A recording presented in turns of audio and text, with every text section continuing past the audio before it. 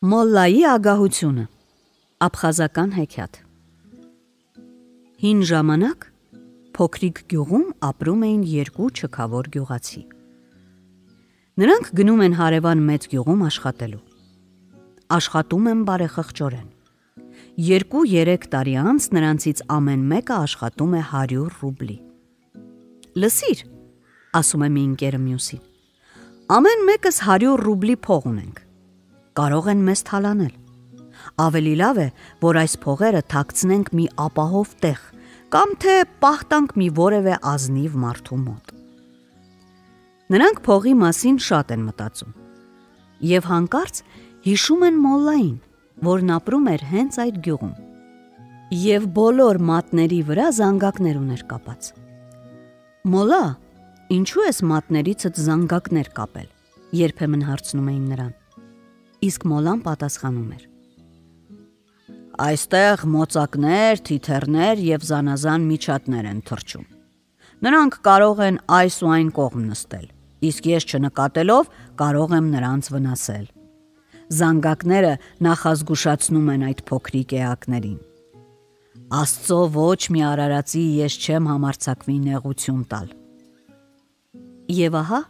մեր չքավորներից մեկը որոշում է իր փողերը պահ տալ այս առաքինի մոլլայի մոտ, իսկ մյուսը հրաժարվում է։ Անցնում է մի որոշ ժամանակ։ Չքավորները մի քիչ փող աշխատելուց հետո որոշում են վերադառնալ տուն։ Նա, որ իր փողերը պահ էր տվել մոլլային, գնում է նրա մոտ եւ խնդրում, որ փողերը ետ տա։ Մոլլան վրդովվում է. Քրչոտին մտիկ, քեզ որտեղից 100 ռուբլի, գոռում է նա։ Երևում է երազ ես տեսել։ Մոլլան չքավորին դուրս է քշում, շարժելով ձեռքերը եւ մատների 10 զանգակներն էլ զնգզնգում են ու ծնգծնգում։ Ինչ աներ խեղճը։ Նստում է ճանապարհի վրա եւ հոնգուր լաց լինում։ Այստեղ նրան մոտենում է մի կին, ուշադիր նայում, ապա հարցնում է. Լաց լինելու տեղ ես գտել։ Ավելի լավ է ասա, ով է քեզ վշտացրել։ Խեղճ մարդը պատմում է, թե ինչպես է վստահել մոլլային, իսկ մոլլան կողոպտել է իրեն։ Կինը մտածում ու ասում. Վաղը առավոտյան եկ մոլլայի մոտ, եւ նա կտա քո փողերը։ Սկզբից էլ խելացի եղիր, մի հրապուրվիր ոչ քաղցր խոսքերով եւ ոչ էլ զանգակներով։ Մյուս օրը այդ կինը գնում է մոլլայի մոտ եւ նրան ասում. Բարի եղեք, ձեզ մոտ պահ վերցնելու 500 ռուբլի։ Ես վաճառականի կին եմ, ամուսինս այս փողերը թողել է ինձ մոտ, իսկ ինքը գնացել է պարտքերը հավաքելու։ Ես այժմ մենակ եմ ապրում եւ վախենում եմ գողերից։ Շատ ճիշտ ես վարվում, աղջիկս, շատ լավ, ուրախացած ասում է մոլլան։ Ավելի վստահելի տեղ չես գտնի, եւ միայն դու չես, որ այդ մասին խնդրում ես ինձ։ Հենց այդ ժամանակ մոլլայի մոտ է գալիս այն չքավորը, որը դեռ 3 այդ կնոջ հետ պայմանավորվել էր, եւ սկսում է մոլլայից համառորեն պահանջել իր փողերը։ Խորամանկ մոլլան մտածում է. այս կինը հիմա ինձ սիրով կվստահի 500 ռուբլի։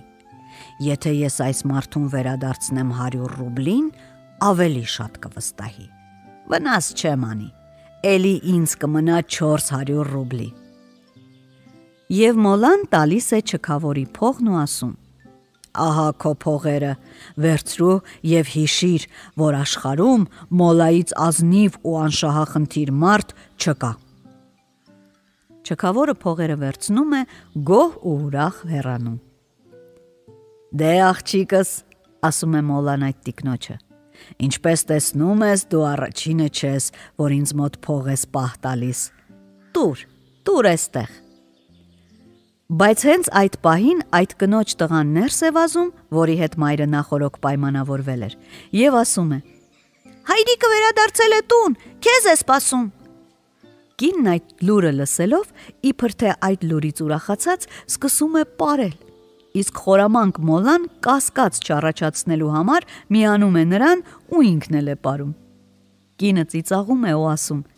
Ես պարում եմ, որովհետև ամուսինս է վերադարձել, Իսկ դու ինչու ես պարում։ Քո խորամանկությունն է ինձ ստիպում պարել, պատասխանում է Մոլան։ Կինը ծիծաղելով նայում է Մոլային եւ ասում է. Այո, քո խորամանկ ու անազնիվ գործերը ստիպում են մեզ երկուսիս էլ պար գալ։